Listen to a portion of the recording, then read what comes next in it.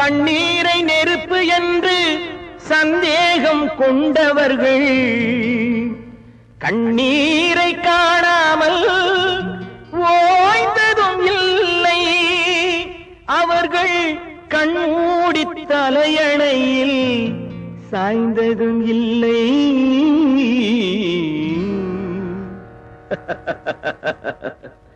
சந்தேக கோடு அது சந்தோஷ கேடு.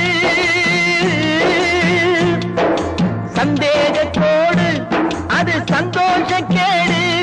இதை மறந்தவர் வீடு துன்பம் வளர்ந்திடும் காடு. துன்பம் வளர்ந்திடும் காடு. சந்தேக கோடு அது சந்தோஷ கேடு.